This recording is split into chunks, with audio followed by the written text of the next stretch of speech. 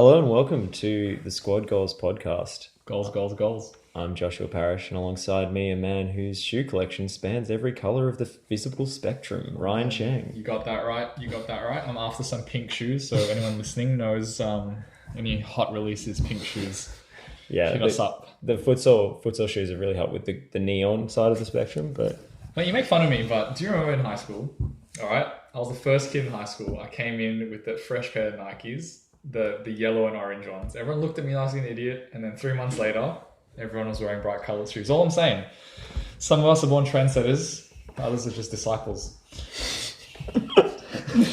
Anyway, we're here to talk about football, ostensibly. And it was a big night of Premier League action last night. Manchester United drawing with Swansea at home, 1-1. 1-1, who could have seen that coming? Chelsea just about sewing up the league title with a 3-0 win over Everton. Although we will discuss whether that is indeed the case. Manchester City drawing 2-2 with struggling Middlesbrough, and the North London derby. The big one. Arsenal going down 2-0. St Totteringham's Day is cancelled for the first time in 22 years. Well, look, do you want to start there or do you want to start? Let's start with you. Let's go in chronological order. All right, we'll go with United. United Swansea. We are both United fans, and we have a lot of thoughts. Look, United in the midst of a bit of an injury crisis, with Pogba out, Ibra out, so many injuries. It's kind of ridiculous.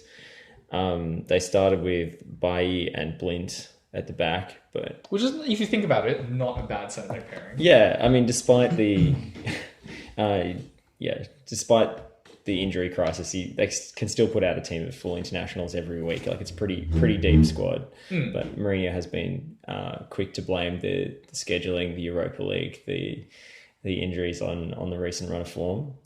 And United were not helped by Luke Shaw being forced off with an injury in the 9th minute, which is kind of heartbreaking. I mean, you think about how well he was playing under Van Gaal and before he broke his leg, and now he seems to be Mourinho's scapegoat every week. I think he started the season well. I remember watching him against in that first 3 games, especially in the win against Burnley. I thought he got up the pitch well. He looked in it.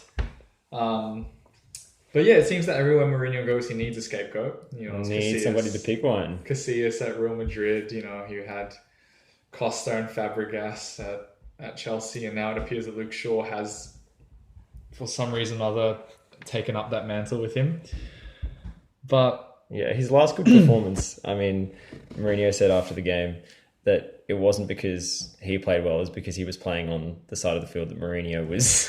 Which is weird. Coaching. If you think that if the coach is there to coach you, then what does Mourinho think his job is? Yeah, he said something like, it wasn't, it was his body but my brain, which is just massive shots. I don't know. I think Mourinho is old school, and I think you're seeing that with a lot of the old school coaches now. Like Arsene Wenger is also having a bit of trouble and starting up. The first time he's played a 3 centre backs at the back for the first time in God knows how long. I think the entire time he's been coaching. Yeah, so I mean, look, now the new generation of coaches are coming in, like Conte, Klopp, Simeone. And I think if Mourinho and Arsene Wenger and the likes don't adapt to the new game, then it'll be hard. It'll be hard for them to maintain their success.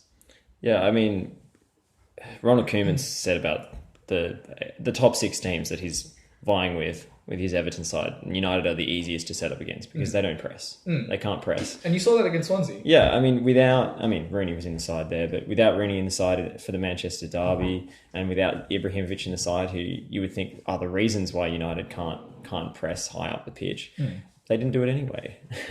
And look, the only game that I thought they executed a pressing game well was against Chelsea.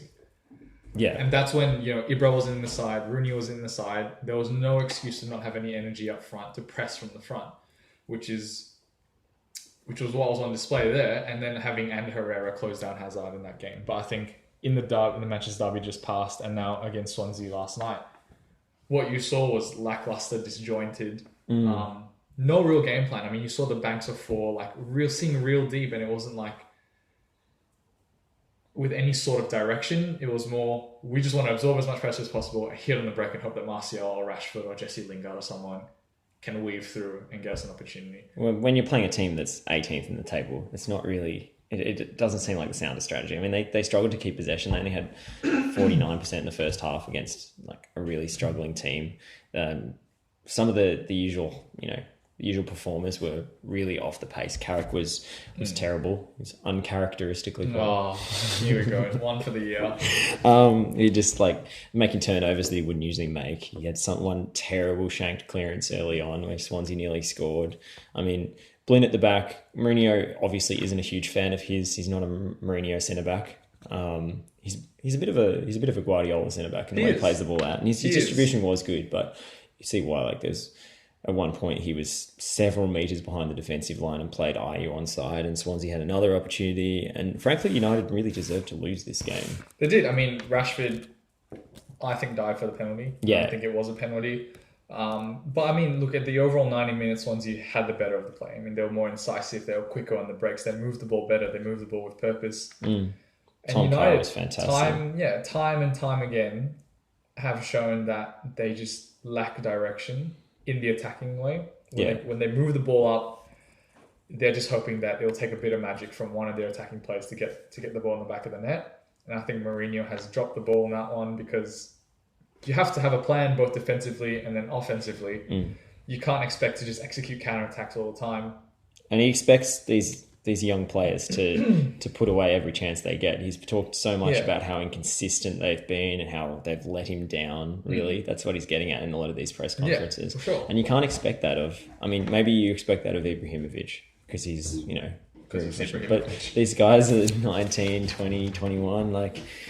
I mean, you need to be able to create more clear openings and have some sort of game plan going forward. And Mourinho's shown that he's very good at setting up defensively for particular big opponents, but United have struggled again and again at home against the bottom half and just drawn game after game. And it's not a coincidence. There's some of these, like the Burnley game perhaps, was a bit unlucky with some penalty shouts not going United's way. Some, a lot of chances, a lot of great performances from opposition goalkeepers, but this was... far from that. This was United deserving to lose and getting a very lucky draw from a wrongly awarded penalty. I mean, there were 3 very contentious penalties over the weekend. 2 of them very similar dives by, shall I say, English strikers. It's not these foreigners coming over with their wily. Yeah. I mean, maybe they, you do Brexit hear disproved again. maybe these. I mean, you hear about English strikers needing to be more street smart, in quotation marks. So perhaps this is a step in the right direction. But they both left a leg in to force contact. The Swansea keeper Fabianski pulled out of the challenge, and the referee just couldn't see it, like the position he was in. I mean, you can't. The way you look at it from all the angles of the linesman and from the referee, it's impossible to see Rashford leave his leg. It's possible to see the challenge. Yeah, it's impossible to see a challenge, and so you just have. I guess they just had to make a decision based on what they could discern. But look, overall game, I thought Swansea had the better of it, and as United fans, that sucks to say, but we just had no ideas going forward. Mkhitaryan was nowhere to be seen when he came off. Came off the bench. Like, he was nowhere to be seen. I mean, he only had 10 minutes, to be fair. But look, I think having a squad that talented and having a manager who talks himself up to be as good as he is, which has been proven, but in recent years, having failed to adapt, there's no excuse whether you have 1 minute left or 45 minutes left. If you're at that quality, if you're Manchester United, you have no excuse but to run it out for the 90 to 95 minutes that you're on the pitch. And I think that from the moment we kicked off, from the moment the whistle ended, like, it was nothing. Yeah, I mean, I would question some of the selections. I mean, Lingard was very frustrating in the way he used the ball. I mean, I think he's a situational player. I think United should be using him like they used Park Ji-sung in the big games, away games against big teams, because his main strength is his work rate and the way he tracks back. Yeah. But when you're trying to break down a pack, and his dabs, his dabs. He sticks his tongue out. He Snapchats. He is, the emblem of our podcast for a reason. Yeah, I mean, no, but I agree with you. He's an industrious player and he works hard. And I think having to pick the moments when we use him and when we play him is the important thing. There's a reason why he thrives, at Wembley. He thrives on those occasions, and I think being smarter about when he comes on the bench or comes off the bench, and when he starts, and determining that is a big thing. Speaking of subbing on, I think using Rooney from the starting, it seemed like Rooney's United career was pretty much over. I mean, Mourinho it's a master media manipulation this season of saying Rooney's a great player and he's given a lot to United, but I just couldn't blame anyone for taking all that money in China. Like maybe I'll be pushing him out the door. It's so subtle, but I think Rooney has shown some signs of being effective as an impact substitute this season. The games against Arsenal and Stoke in particular, I thought he did really well. But when he's been played from the start, his lack of pace is glaring. I mean, his body's just failing him. He started playing professional football when he was 16, 17, and if you view his career in that context, it makes a lot more sense because he's not really 31. He's 34, 35 in footballing terms. And he just slows the play down, loses the momentum in the attacks. He can still take dead balls and make those Hollywood crossfield passes that aren't necessarily that effective. Yeah. They float. Like when you see someone who's really good at switching the ball, like Toni Kroos or something, they shoot the pass across the field. Yeah. But by the time Rooney's, left to right, Hollywood ball has reached its target, the entire defence has moved across. He's lost that turn of pace as well. I think when he wants to go, it takes him a bit longer just to hit the accelerator, and I think that Mourinho knows that. So slowly, blooding new players in and phasing him out was a smart decision. But now I think at the core point of the season, he's a player that you want in the squad. He has the experience, he can guide the young players. And I think for what we've seen, now that Ibra's, injured, Pogba's injured, we needed someone else to step up. And I think Rooney is that player. Rooney and Carrick, I think, have been pivotal. Without the two of them kind of in the squad, if they were injured as well, I think United would be a lot worse off than we already are, because who steps up then as those leaders who know what the club means as well, but also has that kind of bravery to lead from the front, make those challenges and get really in the face. Because I think what I've seen of Rooney is that he's still willing to do the pressing across the field, across the midfield. And so like you said, he still does offer something, but you can tell, the body is failing and that pace is slowly disappearing. Yeah. And I mean, United switched to like a 4-3-1-2 after halftime, using Lingard in like the midfield three, and they moved Martial and Rashford up front with Rooney in the hole, probably trying to get Rashford and Martial to get some chemistry going moving forward, further forward. But the injuries really, really hurt the way United were able to change the game with their substitutions. And we lost a lot of width with Shaw coming off because Young has to move to left back, and you get the same problem with Milner at Liverpool because he always has to check back onto his right foot and the momentum's lost. So basically you're playing a 4-3-1-2 when you're supposed to get width through those fullbacks going He's forward. Closing down that left and you lose the entire left flank basically. Yeah. So which has been a frustrating thing about Ashley Young. I'm not his biggest fan in the world, but I think he's put some good performances in at right wing back where it's natural for him. That's that side that his right foot is on, so then he can just swing those crosses and he can go up and down the field without having to second guess his actions. Yeah. When you see him left wing back, like you said, the pitch becomes narrower because not only is he sprinting down that side, but he has to cut back in, and when he cuts back in, like the momentum is lost. And I think that hurt us against Swansea.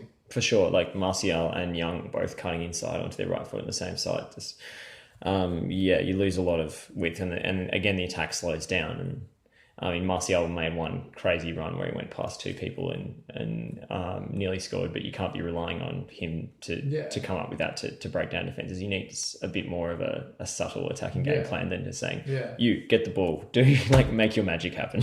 And I mean, talking about kind of having more subtle sort of gameplay. I mean, the build-up to the penalty was a nice build-up. It wasn't like we defended, hit him on a counter-attack, hoofed it forward, and someone, it was nice movement through the midfield, 1-2 passes, slipping Rashford in, and then obviously he died for the penalty. But because Lingard overhit the pass, that's why. Finding a way to kind of instill that sort of gameplay where we are moving the ball quicker and just taking more risks, especially in that final third, is something that I think needs to happen. if not, we run the risk of doing what Liverpool did and go and, kind of flowing into the cycle of being a mid-table side for a while we find the right mix of players and the right coach. Because if Mourinho can't adapt, how long is Manchester United going to be willing to stick with him while the other teams continue to advance? Is another thing. I mean, the way I kind of judge all Manchester United coaches now is I think of how would we react to the same performances from a David Moyes side? Yeah. And everyone would have been all over David Moyes after that one. So, for sure. I mean, Mourinho comes with a certain winning reputation and deserves to have the benefit of the doubt. But how long is it going to take? Because usually Mourinho's best performances come in the second season. Yeah. And then in the third season, the players get sick of him and revolt. Yeah. So, I mean, we're on track. Yeah. I mean, like next season, hopefully. I mean, Rooney, I don't think really showed his experience in this game. I mean, he had a golden chance where he just tuck it in the bottom right corner and he goes to the wrong corner and hits Martial, which was a little embarrassing. And then he gives away an absolutely needless free kick where, Sigurdsson, he just knew it was going in. Like everyone knew where the ball was going. Yeah. Herrera knew where the ball was going, goes to stand on the line. Then Llorente moves level with him. He realizes, oh wait, I'm playing him outside. But you're never going to pass it to Llorente anyway. You should have just stayed there. And then Sigurdsson curls it in the top corner and it doesn't need a second invitation. I mean, I knew it was going. Yeah. I was watching, I was like, it's going exactly where Herrera is standing. Just stay there. You've seen him do it so many times and he's dug Swansea out of a hole so many times, but whether they're going to be able to survive the season remains to be seen. I mean, playing well and not winning is sort of the hallmark of relegation form. Yes, but also I think Sigurdsson also reveals the thing that United are lacking is someone that can play in the hole but also take set pieces. Why Marcus Rashford is taking set pieces is beyond me. It reminds me of Harry Kane taking set pieces at the Euros. I mean, we had Rooney on the pitch and Blind and Daley Blind. Like these players can hit a set piece, and yet Marcus Rashford was taking set pieces, and they weren't good set pieces. They were either too short or too long. Yeah, it was pretty bad. I don't understand that. And also with players like Mata was back, but yeah, he's on the bench. He didn't come on. He didn't come on. But we need a player like Sigurdsson, I think, who is a reliable set piece taker, and we've had that for years and years, and I don't understand now why there's an absence there. I mean, United didn't really have any targets off the set pieces after, especially after Bailly came off, which is really, really terrible because he's been a revelation this season. Yeah, for sure. And they brought on Darmian at centre back, and I'm like, if you're gonna have Axel Tuanzebe or however you say his name on the bench, like why? No offense to Axel Tuanzebe if you are listening. I mean, he's extremely highly rated, and if you're gonna have him on the bench, and then that situation happens where you have a centre back getting injured, I don't understand why he doesn't come on the field. I mean, like Mourinho obviously doesn't have like faith in these young players. I mean, he's playing Martial and Rashford only because they've already emerged onto the scene, and it would be scandalous if he didn't. Yeah. But one thing about Van Gaal in the same position is he would have brought the young player on a centre back. Yeah. Yeah. It's disappointing, and I think Mourinho doesn't have the best record with youth players. If I'm right, like I think, look at him at Chelsea, Lukaku, De Bruyne, both sold, and now both doing well at Everton and Manchester City respectively. There's talk of Lukaku going back to Chelsea for $100 million or whatever the ridiculous price tag is. So I think it was expected to have the young players suffer under Mourinho, but yeah, I don't know. There was always a part of me that was excited for Mourinho to come, but also a part of me that was not excited for Mourinho to come because it was sort of a disappointing, like, inevitability. Yeah, because being supporters of the club, and I'm sure many supporters can empathize with this, is what made Manchester United great, especially under Sir Alex, was the process from youth team to reserve team to first team football that made the team so self-sufficient that there was never a worry that we would have any good players in the squad because there was always this cycle that was coming through that Sir Alex established during his time at the club. Yeah. And, Van Gaal did that because at Bayern he was also very good at nurturing young players, but Mourinho came in with this track record of being able to get results and winning trophies, but not really being able to nurture young talent the way that they should be. And that was my only concern when he came, and it's come it's come to light, because I think Fosu Mensah is a huge talent. Tuan Sebe is a huge talent. Fosu Mensah was injured, but Got he probably injured. probably wouldn't have played anyway. But I mean, like, when Valencia was out injured, it made sense to just blood Fosu Mensah. I mean, looking at the way the season was panning out, it wouldn't have been that big a risk was if once Valencia went out injured to blood Fosu Mensah in, because physically he can compete. You know, he's got the engine, and we've seen that because he can play in midfield. It's only a matter of giving him the game time. Not saying play him against, you know, the Chelseas and the Man Cities, but against Swansea, who are, you know, close to bottom. There's been a lot of Europa League fixtures. A lot of Europa League fixtures that he could have played these young players, and I think they suffer because of that, and that is my only concern. Yeah, I mean, you know, after one of the Europa League games, well, actually, it was in the second leg of one of the Europa League games, there was this whole charade about get the banana to Rojo. Yeah. Because it was a pantomime so Mourinho in the post-match press conference could talk about how ridiculously tired the players are and how the scheduling is conspiring against him, because he likes to come up with these sort of conspiracy theories. And you know, so someone passes it to the trainer, who passes to Mourinho, who passes it to another player, who passes it, and like it was such a stunt, like, oh, he's going to collapse if he doesn't have some sustenance. Yeah. And but if he was willing to blood some young players in those games to lessen the burden on the first team squad, he wouldn't be in that position. Sure.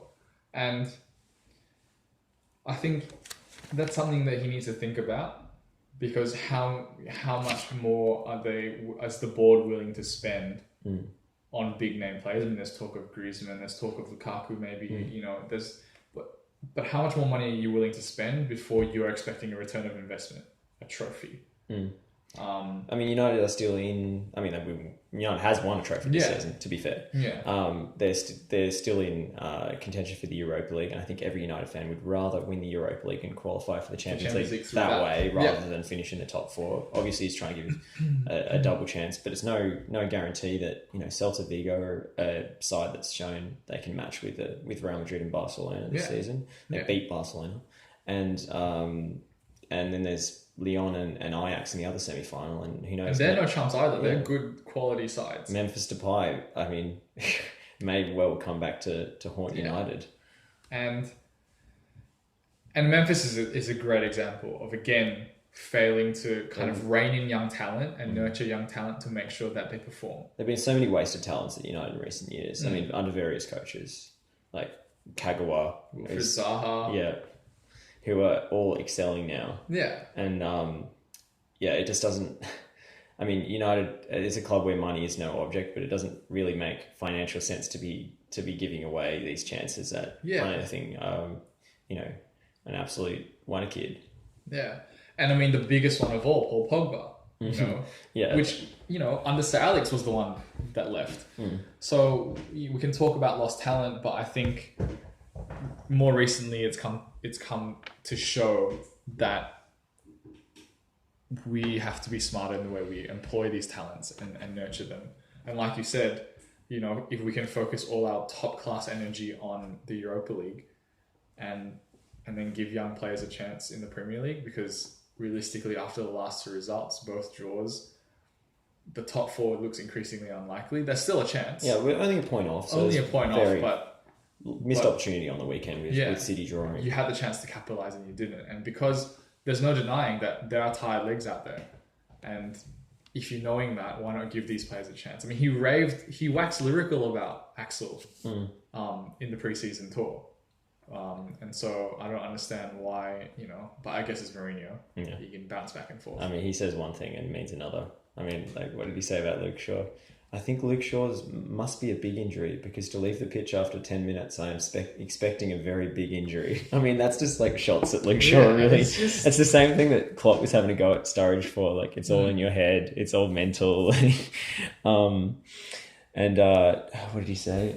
We are a squad of 22 that at the moment is a squad of 12 or 13. But he was frustrated that United players can't walk from the bed to the toilet without breaking a leg. Um, And he does that. He draws this line between him and the players, and it's kind of like, it's very acrimonious. where's the unity? Like, get your shit together. Yeah. If I say shit, does that mean we have to put that explicit E in our next 12 podcast on iTunes? We're not on iTunes yet, so don't worry about it. Oh, well. I prefer not to speak about Phil Jones or Chris Smalling, Mourinho said. I prefer to speak about Juan Mata giving everything to be available. I am grateful for that. I mean, he picks his allies and picks his enemies. And that's what cost him at every other job. Mm. Every other job, like Real Madrid, Chelsea, Inter Milan, there was always something that he drew this line between him and the players. And he's left every single club in pretty much ruins, no matter what the successes he had previously. And so I guess the club knew what they were getting into. And that's why they didn't want to hire him.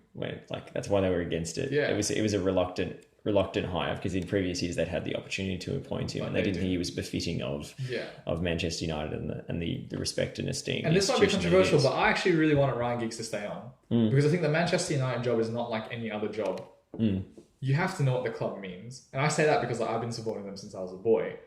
But and I saw kind of that golden generation, like the Neville brothers, Beckham, Paul Scholes, Ryan Giggs, come through, and for having Sir Alex Ferguson at the helm for 26 years or whatever, that when he was managing, he was not just managing the players, he was managing for the fans, for the board. Like, he did it for the club. Yeah. And I think that if you have someone in charge, Moyes definitely didn't understand. I remember one of his press conferences before a Newcastle game, he was like, we'll try to win. And I remember watching that thing. I'm like, what do you mean you'll try to win? Like, no one tries to win. You have to project a certain confidence. Yeah, there has to be a confidence and a belief and to understand the history of the club. And Moyes definitely didn't have that. I thought Van Gaal was a better version of Moyes, but again, didn't really understand it. I think Jose understands it, but he has too much ego to be able to push the ego aside and to be that selfless manager who knows that it's for the club and for the fans. Which is why when Giggs was there, which is why when Giggs was there, I liked it because when Giggs took over, did he take over after Moyes left, was it? Yeah, after Moyes was sacked. After Moyes was sacked, you saw the last 4 games, the vibe at Old Trafford was different. Like, there was a different energy. And you wonder whether he could have had the same kind of influence as Zidane has had on Real Madrid. And I think that's what it is. It's why Zidane is so successful, why Simeone is so successful at Atletico, is because, one, they've played for the club, then therefore they understand the fans and the demands of the club. And I think, yes, reputation and results precede you, but there's another side of football, which is the people side. And I think what Jose is doing is very, almost suicidal in the sense that if he keeps drawing these lines, it's going to happen like it's done previously, and people are going to turn on him, whether it's the fans or it's the players or it's the board. But if he doesn't stop this whole, me against the world attitude, then it's going to cost the club dearly. All right, having done 25 minutes on United, we should probably move on. Move on to his previous acrimonious departure. Chelsea, who they look to have perhaps sewed up the league title with 3-0 win over Everton. The scoreline was extremely harsh on Everton, who were highly competitive throughout, and only for the dramatic intervention of Gary Cahill early on would have taken the lead. But Chelsea, solid as always with this formation and the same selection that's worked time and time again. And then they didn't make the breakthrough until over an hour in, when Pedro scores an absolute worldie out of nowhere.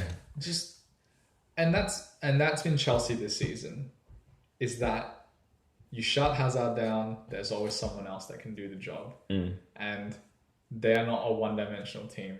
And the 3 goals showed that. I mean, Pedro's goal was a screamer, but what was the second goal? It was Gary Cahill. The low fizz ball and then the fluke deflection. Yeah, Gary Cahill. And then the 3rd goal was just...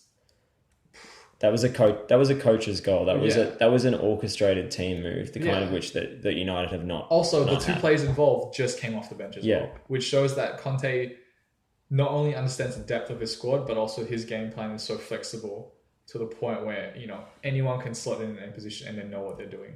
And he showed sort of tremendous restraint to not play Hazard. Yeah. Not play Fabregas rather from the start. Yeah.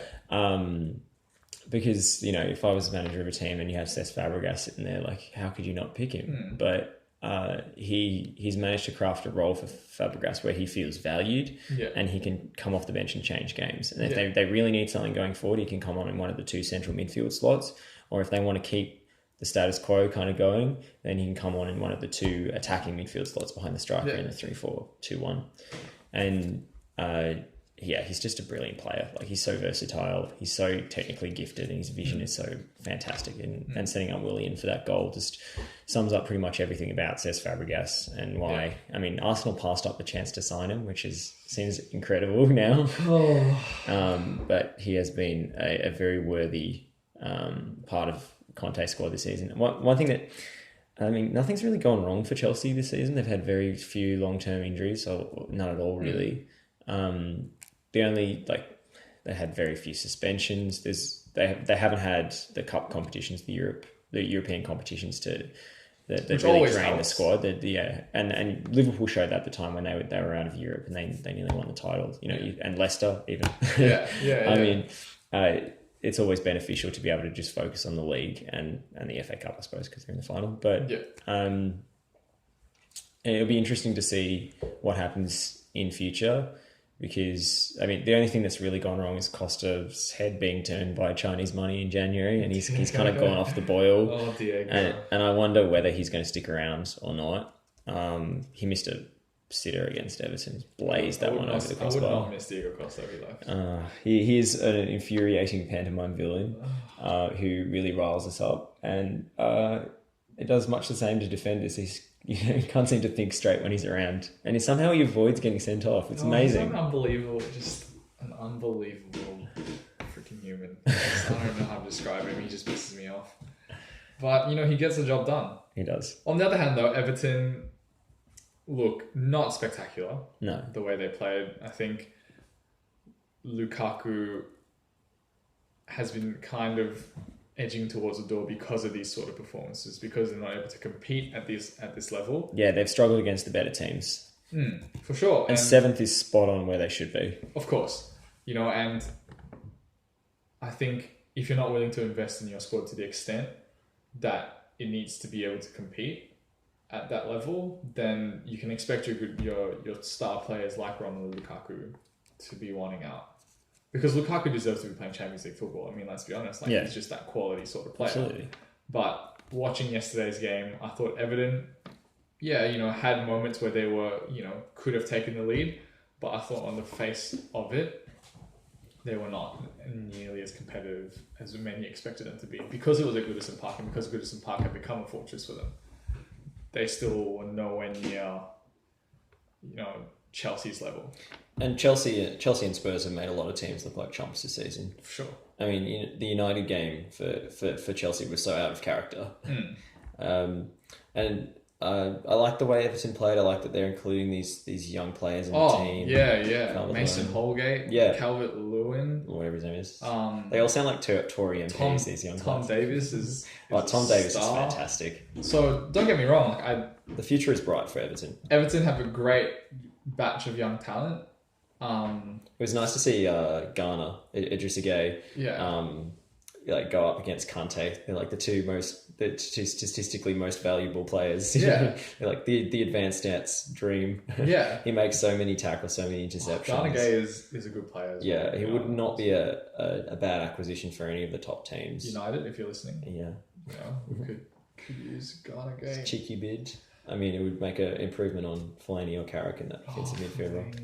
Well, let's not talk about Fellaini. No, but look, Ronald Koeman's a good coach. Yeah. He's an incredibly gifted technician, and I think he'll know that there are certain spots in this side that just need a bit of an upgrade. I think defensively, Seamus Coleman, Leighton Baines are strong, but even then, Leighton Baines is getting on a bit. And then centre back. And with Coleman's injury, he's going to take a while to recover. Yeah. So, and Phil Jagielka also getting on a bit. And you saw that he didn't have that turn of pace to keep with Pedro when Pedro scored. when they move the ball for the third goal or even the second goal, just needing a few fresh legs to come into those centre back positions. I think who's that Argentinian centre back? Funes Mori. Yeah. I think sometimes he's just he reminds me of Otamendi. Both of them are just very reckless, sort of. Yeah. And I think impulsive. in terms of Everton's style, maybe a Daily Blind sort of player could come in. A settled presence at the back to move the ball around for them might be a better option for them to think about. But I really doubt Lukaku will stay. I really doubt it. Yeah, I mean, he's the top scorer in the Premier League, is he not?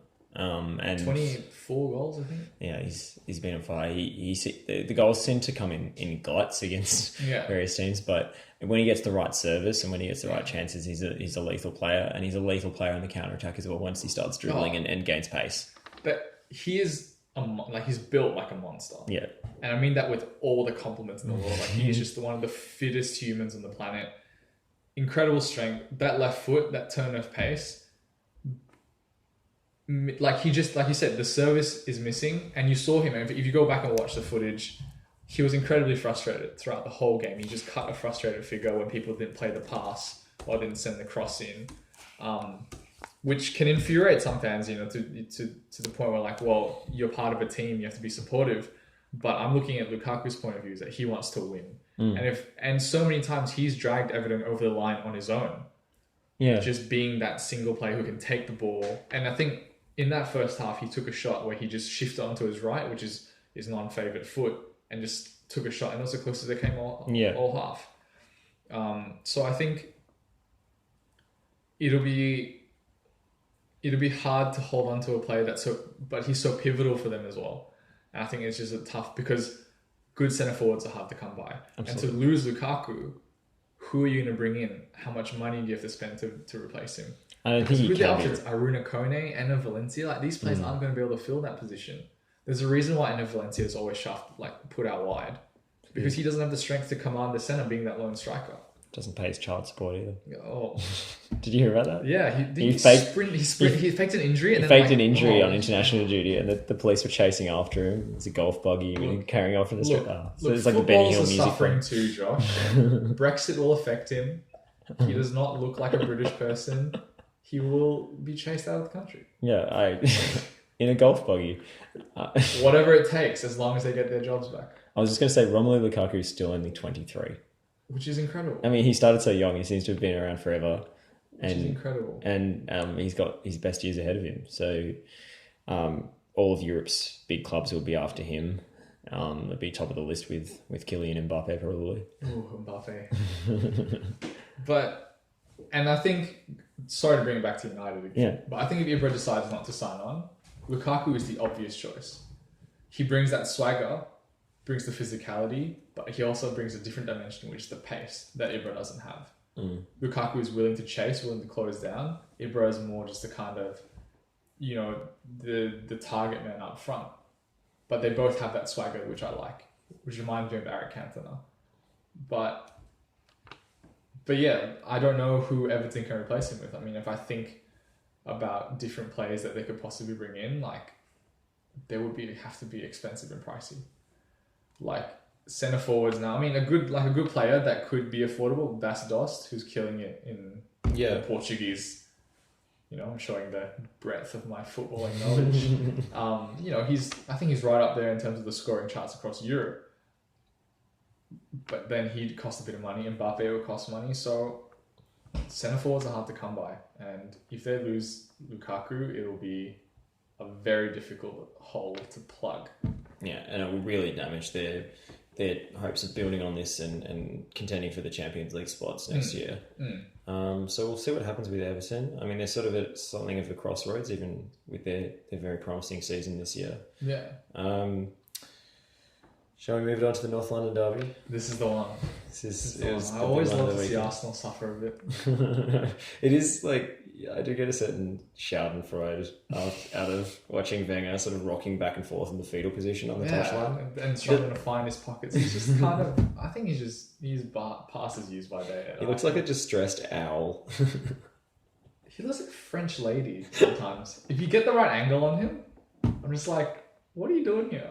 Not that, ladies can't manage a team, that's fine. I just think he's funny looking is what I'm saying. Just in case. And I mean, in many ways, the team is a reflection of his personality on the field. They kind of, I mean, the thing about Arsenal is they don't adapt to any opponent. They just expect to be able to project their own football. I love how you said they're a projection of him, because it's so true. Like the total rigidity, but then like deep down, he's an angry mother, and that's why Granit Xhaka's there. Yeah. So like Granit Xhaka is just that tiny part of Arsene Wenger that wants to lash out every now and again because he's like fucking angry, and you know it.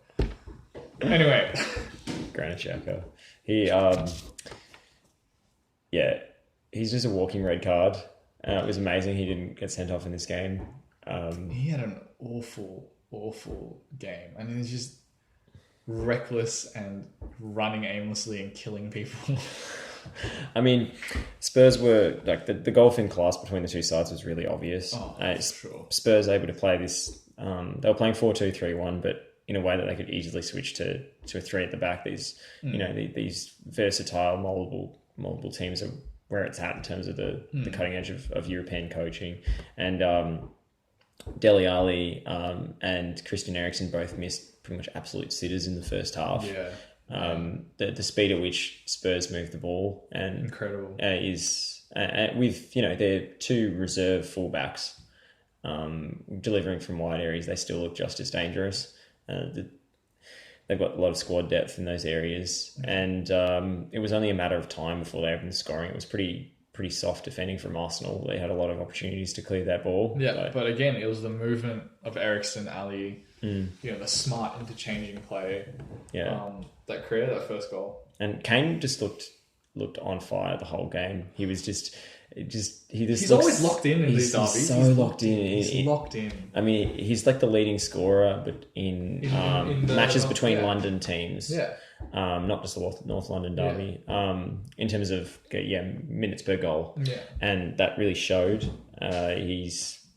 His goal against Chelsea in the FA Cup semi-final was a brilliant bit of improvisation, and his goal here was improvisation of another kind, sticking the leg in to win the penalty off Gabriel. Was it Gabriel? Yeah, Gabriel. Yeah. I mean, I think it was more convincing than a Rashford penalty. I think they were both. Do you reckon? I thought that it was a bit still. No. No, you don't agree? No, I don't. I think they were both manufactured contact. Okay. And finished with a blom. Arsenal, even though they've had a run of reasonable results with this new back three, it hasn't really impressed me at all, to be honest. They haven't really convinced. The win over Man City in extra time came kind of out of nowhere. Sanchez, who hadn't really done anything for the entire game, popping up off a loose ball. And they rely on Sanchez so much. I know, and when he's not absolutely on fire, they really struggle. They look ordinary. And the wins over Barra and Leicester were really, really unconvincing. I mean, Sanchez's dive before the throw, and I think we have to talk about that. Yeah. He does what he can. That was hilarious. I actually personally think Fuchs should have been yellow carded as well. I mean, just because he held the ball at somebody's head, but it was so. I don't know. The whole thing was just a comedy routine. Which has been Arsenal's last 10 seasons. I mean, 2 FA Cups, possibly 3 in 4 years. A lot of clubs would kill for that success. No, that's fair. So that's what Arsene Wenger would point to. Yeah, but... #Wenger in is what I said. Ryan just lost his headphones. We're still new to this podcasting game. Sorry. I almost lost my headphones there.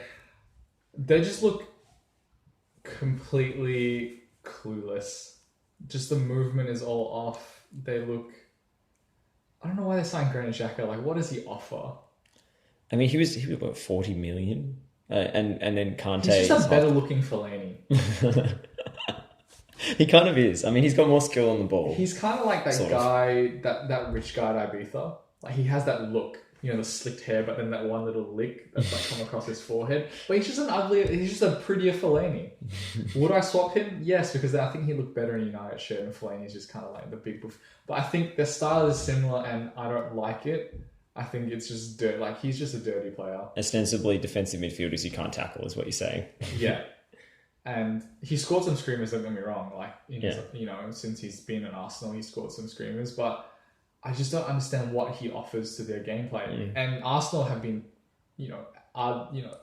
typified the Barcelona of England, because the way they used to play in the small short passes, the build-up play was like that.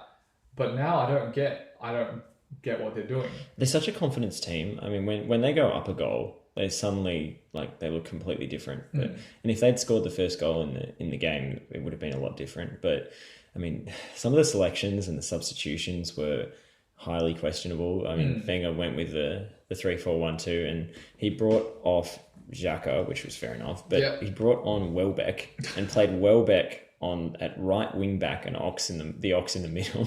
And Oxlade-Chamberlain has been one player who's really benefited from the system change because he's perfect for that right wing back position. Yeah. And then he eventually changed it and brought on Bayer in for Gabriel Palace to move to back four with Monreal playing centre back, which I have reservations about anyway. But I don't understand why Lucas Perez is not getting any game time. Yeah. Because every time I've seen him, he's looked fantastic. And I think a lot of Arsenal supporters are asking the same question, because with Giroud up front, I mean, he's good as an impact substitute when they really need something different. But when he starts games, I mean, Arsenal, because they're so technical on the ball, they want a striker that can push the line of defence back and allow them space to play. And that's what Sanchez did when he was playing up front. But then you lose him getting on the ball so much. So if they had Lucas Perez up front, I think that would solve a lot of their issues, because then Sanchez can get on the ball, but Lucas can stretch the defense. Lucas Perez is a very intelligent player as well. I mean, he was linked, and I think he made the mistake of moving to Arsenal from Deportivo, because I saw some of his footage of Deportivo, just intelligent movement, great eye for goal, and a killer left foot. And he was linked with a lot of clubs like Leicester, which I think would have benefited him because he would have got game time for sure. Maybe if Vardy had gone to Arsenal, he would have gone to Leicester. Yeah, so chain reaction, sliding doors moment there. And I think, he's just rotting away, just wasting away on the Arsenal bench. And I wouldn't be surprised if he leaves. Like, why would you stay if you're not? Why would you stay if you're not getting any game time in the squad you're part of is not successful? Lucas Perez, come to United, please. Ryan is our head of recruitment over there. I'll take anyone and everyone. I'd sell Fellaini for a hot dog. That guy. How much did we pay for Fellaini? It's like 30 million. Oh, a David Moyes special. I don't get it.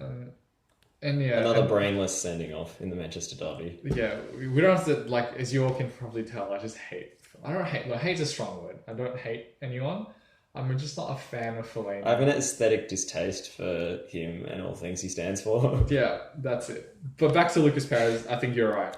If they played him, their game would be much different. Because I think Giroud has the same effect that Ibrahimovic has on them. That's my stomach. Our mics aren't that good, don't worry. Okay, cool. In terms of he is not as mobile as the rest of the players around him. And so he's a good impact sub, when he comes off the bench, is because then when they can change their game to put balls into the box later on in games, Giroud can capitalize on those balls in, for sure. And he showed that against United when he came on to equalise. Yeah, but I think to have him play 90 minutes for Arsenal when their game is about moving and always being able to have a formation that molds as the game goes on, he doesn't offer that. He doesn't offer the one-touch link-up play and the intelligence of movement that they need out of their striker. I mean, it's not the easiest thing in the world to play up front for a team who tends to dominate the ball. I mean, Pablo Alcácer will tell you that. I didn't know he was at Barcelona. I knew, but at the same time, I didn't know because I don't see anything of him. It's always about Messi, Suarez, and Neymar. He scored twice against Osasuna. Still shit. Good on him. I mean, they were ahead by so many goals that they gave the penalty to Mascherano. It was his first goal for Barcelona. Mascherano is just another Fellaini. Mascherano is actually much more intelligent. Every week, I'm going to draw a Fellaini comparison. You've had two so far. I've had two, so I'm you've exceeded your quota. I'm excused from next week. But yeah, back to Giroud. I think if Lucas Perez played up front, imagine the weight of of Sanchez as well, because you have another player now that can be as mobile as you, that can get into the box, that can make these little runs and play these passes. The pressure's off. I think Sanchez, the reason why he drifts in and out of games is because it's the weight of expectation on him, almost the Lukaku effect, is to pull this team over the line when they need it. Yeah. Which is not fair on a player of his size and stature. Yeah. That's not a shot at his height. It sounded like a shot at his height. He's a Chilean Bruno Mars. And Ozil was doing the thing that he usually does to hide in big games by dropping deep. Just being languid as always. Yeah, languid.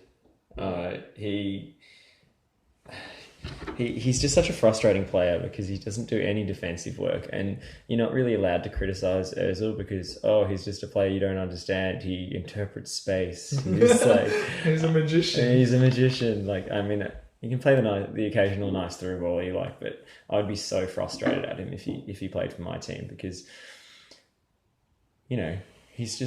he's what Arsenal Fan TV would call spineless. I mean... Fam, you're right. We're fucked, blood. He is that luxury player.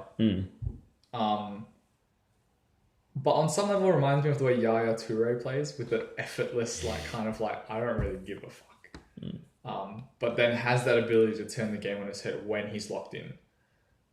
But you can't be relying on players that you just don't know if they'll turn up. Whereas Sanchez is one that at least at some point in the game, he'll do something to really try and pull your team over the line. Ozil is the kind of guy that's roaming aimlessly 1 minute and then sitting deep the next. It's just, you never know with him. And I think it's easier to accept an anonymous performance from a player if they at least look like they're working hard. Yeah. It's the facade. Yeah. It's the facade because he has the ability and he can, in a game he can play like 3 real great passes and then disappear, but you'll remember the 3 great passes because that's, his style. Yeah. So I think, I don't know, if it's the best thing because, the demanding contracts, Ozil, Sanchez, we want them to stay. Would it be such a bad thing? Maybe not for Sanchez to leave because I think he is such a pivotal part. But if Ozil leaves... I don't think that would make them that worse. I don't think it'd make them worse because I think Aaron Ramsey would then be able to step up. His best performances have come with Ozil out and him playing further forward. Remember that there was a patch where he was just absolutely dominating for Arsenal. Yeah, and every time he scored, a celebrity died. Jesus, this podcast took a turn. Well, sorry, what were you saying? But I mean, it's hard to recover from that. But without Ozil there, he filled that gap really well. But he was energetic, always looking to make the pass, always looking to make the run, throwing in the tackles. I think Ozil doesn't have that kind of fervor and energy that is required to play that role, which is all Arsenal needs. Arsenal is typified by their quick movement, which we've spoken about. And if you have one of your players who is key in that philosophy, kind of just strolling around the park, sitting deep, not chasing back, it's demoralising, really. Yeah. I mean, we're talking a lot about Arsenal. How about we talk a little bit about Spurs? Yes, because they were incredible. And they have been, for the last sort of 2-3 months, have been the best team in England. Maybe not over the course of the season because, as they say, the table doesn't lie. Yeah. But they've reached a peak, which I think was even higher than Chelsea's with the football they've been playing. I think they deserved more in the FA Cup semi-final. Chelsea was absolutely clinical in that game. But Spurs have just been tearing teams apart. Dynamics. To the point of this ridiculousness, like the pace at which they play, Son, Dele Alli, Eriksen, Kane, like these players absolutely tear teams apart. And the title race is still on with 4 games to go. For sure. 4 games to go, 4 points the margin. Yeah. Now, Chelsea have Borough at home, West Brom away, Watford at home, and then already relegated Sunderland at home. Which, so if the title comes down to the last day, then it's over. If Chelsea is still in the lead. I think Borough showed some signs against Manchester City that they're up for a bit of a fight. They're still got a chance. They've still got a chance. They're only 6 points off safety. But I think Chelsea at home will still probably win that game. and West Brom could be a problem. West Brom away has it been a You problem? never for know other which teams? West Brom side are going to turn Yeah. up as well. So, yeah. I mean, they're always tough to play against with their really physical, direct style. Yeah, Solomon Rondon, Chris Brunt. You got that Yeah. McLean guy who's just a crazy. Yeah, crazy motherfucker, James McLean. He and just their centre backs score so many goals off set pieces. Yeah, and Chelsea have actually conceded a few offset pieces. Yeah. Chelsea have been conceding more goals than in the second half of the season. Yeah. They've shown some fragility. David Luiz went off with a groin injury, but He didn't look right all game. No. Against Everton. I mean, Conte said he's going to be okay for the next game, but if he's dropping off, then that could be a major problem for Chelsea. Yeah, he just didn't look right. He was never really. He didn't look up for it against Lukaku, which is a big issue. So I mean, Chelsea. Chelsea. There was such an awkward pause there. Chelsea have a much easier run in than Spurs though, because Spurs have West Ham away, Manchester United. Manchester United at home, Jeez. Leicester away, and a fixture I wanted to draw attention to actually is Hull away on the last day. The last day. Now Hull are fighting. They don't lose at home since they hired Marco Silva. Their home record, including cup games, since Marco Silva took over in January, has been win, draw, win. And the only draw was with Burnley. 2 of those wins were in the FA Cup and the EFL second leg. But including his previous jobs at Olympiacos and Sporting, he's now 41 games unbeaten at home in a row. Like, the guy's doing something right. The changes he made in January were initially criticised because he sold ostensibly Hull's 2 best players in Snodgrass and Livermore, but the players he's brought in and the performances he's got out of the existing. Where did Livermore go? West Brom. Right. And Snodgrass went to West Ham. Yeah, Snodgrass went to West Ham. And Hull are now 2 points clear of the relegation zone, and I think they're going to stay up. You reckon they'll stay up over Swansea? Yes, because of their home form and because their manager, he seems to be a genius. Look, Spurs have the tougher run in for sure, but as we've seen, anything is possible. Yeah. But back to the derby itself, like, it is impossible to look past Spurs being able to make through those last 4 fixtures unscathed because of just the way that they execute their game plan. And also because Pochettino just knows his squad so well. I think playing Kieran Trippier was a good choice against Arsenal because I think Trippier just has better defensive kind of than Kyle Walker. I think Kyle Walker is an all-action sort of right back. He'll get up, he'll send the crosses, and he's quick. But I think Kieran Trippier is more intelligent. Yeah. The positioning that he took up in that game was really good to nullify the side that he was on. Yeah, and Sanchez. then also deciding when he had to make those runs forward and play those balls. I think that was an intelligent move because if you're marking Sanchez, you don't want Kyle Walker to be, busting his guts down that side, and then if you got hit in the counter quick, will he be able to make it back? I think Trippier's more intelligent in that way in terms of deciding when to go and positioning. So I think, coupled with his really strong and tight defense led by Hugo Lloris, Vertonghen, Alderweireld, but you just look at the way they attack and it is terrifying. Yeah, Just the way they slice through teams, unreal. They've been improving year on year, and they deserve to finish above Arsenal, which they mathematically will do now, which is, I think, a major. I mean, they tried to play it down, obviously, because they don't want to see it as important, but it's huge. I think it's huge psychologically for them as a team and their fans. The only problem for them is they have to play a lot of their home games at Wembley next season, and they can't win at Wembley. Yeah. 1 win in 9. I mean, part of that's because they played good teams. Yeah. Because it was the Champions League games. They played Monaco there. Yeah. Blah, blah. But, the system that they play and their coach is obviously one of the best young coaches in Europe. And they've been improving year on year when he's been in charge. And I think you have to think of them as favourites for the title next year if they don't make up the ground this year. They'll win the title in the next couple of years, for sure. They deserve. They should do. They should. And you look at that, and their team is so young. that if they can hold on to those players, they'll become a force. 100%. I mean, Son tore it up on his side of the pitch. You know, absolutely quick. I mean, one of the first few chances when he absolutely just destroyed. I think it was. Who was it? Was it Ox? I think he just... Probably. Yeah, he was on the wing and cut inside Ox and sent it across, and Eriksen missed the open goal. Yeah. Whatever, but just the pace... I keep going back to the pace, but when I watch them play, it's just breathtaking. It's having Son, Dele Alli, Harry Kane, Christian Eriksen just streaming forward. As a defense, you must be terrified. And then sitting in front of their own defense, Victor Wanyama, who is... just become that anchor man for them, you know, that all-action midfielder that can just kill an attack dead when he needs to, but also has the fitness to get up and down and be involved in the play. You know, if they make a couple of good signings, then they'll win the title. I think they need to get rid of Sissoko because he's trash. Actually done. He had one good game in the European Cup final at the Euros. And that inflated his price tag by like 20 million. Yeah.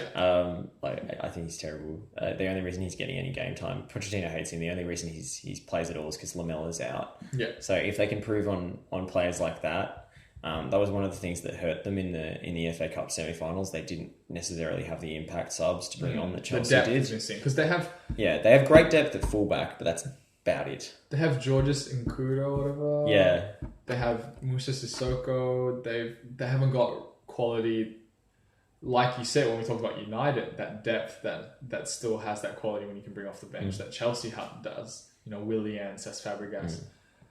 I don't think it'd be half bad if they could sign Mbappe. You know, to add to that attack. I don't think he'll go there. I don't think he'll go there. I don't think he'll go at all this summer. But... Yeah, but I'm just saying in terms of you're thinking about players that could come in and really just fit in seamlessly.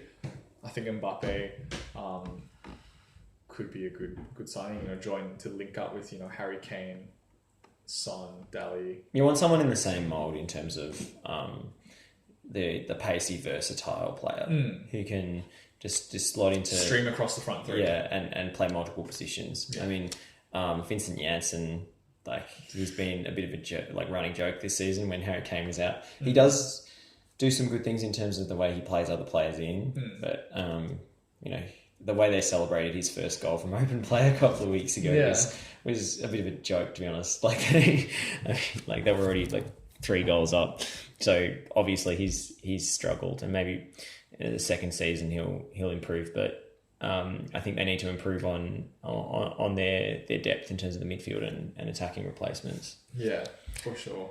Now, before we go, I do want to touch on City's draw with Borough. Yeah. Borough showed some real signs of fighting for survival in this one under their caretaker manager. Negredo's opening goal was reminiscent of a certain Paul Scholes effort years ago against AC Milan. And he kicked the ball in off his own foot. But goal's a goal. Yep, they all count, as is customary to say. And Sane was pretty obvious dive for the penalty, I thought. Jumped and made the contact look way worse than it was. And then the on-loan Arsenal man putting them ahead. I mean, almost did, or looked like he'd done Arsenal a huge favour, but Callum Chambers. It was a goal of sheer persistence. But then up pops Gabriel. Jesus himself. Yes, he's returned after Easter and looking better than ever. Oh, Josh has been waiting for so long to say that. Even though it's been a couple of weeks after Easter now, he's beaming. He's literally beaming after he made the Jesus joke. So good on you, Josh. Yeah, that's well done. The only reason I talked about this game today. But he's just electric. I mean, you saw it when he came on in the derby. You saw it, in his debut when he came on for 10 minutes against Spurs and was just everywhere. He's got everything. He's got pace. He's got power. He demonstrated another element of his game, scoring that header, just generating so much power from a pretty nothing cross. And redirecting it into the corner to save City a point. Intelligent player. And then United and Arsenal missed the opportunity to make up that ground. Arsenal, in fact, falling further behind, even though the two teams above them drew. So City get away with one, if they don't qualify for the Champions League next season, I mean, what does Guardiola do?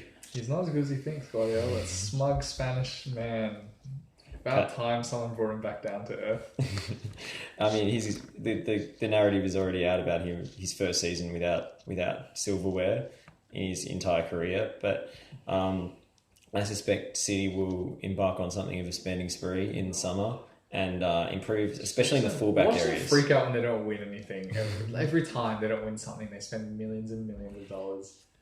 You know, and like bringing in Pep. Like, look at the teams he's managed: Barcelona and Bayern Munich, which without a doubt are the two best teams in recent history, and have an amazing squads.